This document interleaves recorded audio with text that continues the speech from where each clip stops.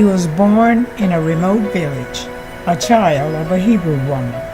He grew up in another village and worked in a carpenter's shop until he was 30. He never held an office, never wrote a book, and he never owned a home. For 3 years he preached in his surrounding area, but he never traveled more than 200 miles from the place he was born. He did none of the things people would call high standing. He had no references but himself. But he was followed by a crowd everywhere he went because he spoke with spiritual knowledge like no one else. Little children were brought to him to lay hands on and pray.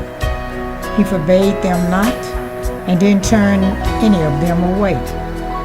He preached on a mountaintop, raised the dead, healed the sick, and gave sight to the blind.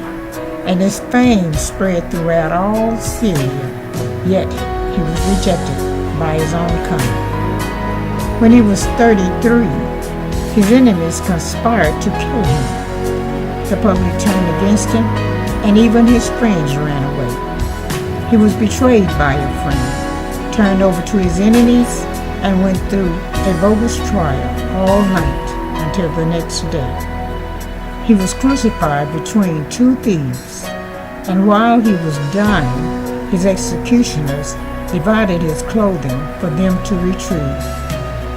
And when he died, he was laid in a borrowed tomb, but he was no ordinary man. After 3 days and 3 nights, he rose with all power and the gift of eternal life in his hand. And he was seen by many before he departed and ascended into heaven to sit on the right hand of God the Father in his presence. He said his spirit would be with us always, and his words are true today. His spirit of love continues to flow and never led us astray.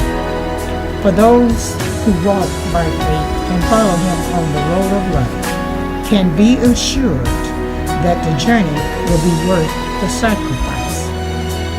2,000 centuries have come and gone, and he continues to be the central figure of the human race and the leader of mankind's progress in every place.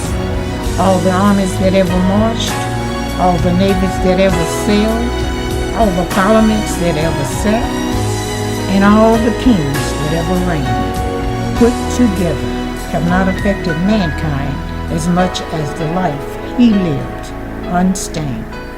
So who is this man from the tribe of Judah? John called him the Lamb of the Most High. A voice from heaven said, "This is my beloved Son." And the scepter shall not depart from Judah, nor the ruler's staff from between his feet, as long as men come to Shiloh, and unto him the obedience of the people shall be. One of the elders said to John, "Weep not, behold, the Lion of the tribe of Judah, the Root of David, has prevailed to open the book and loose the 7 seals thereof."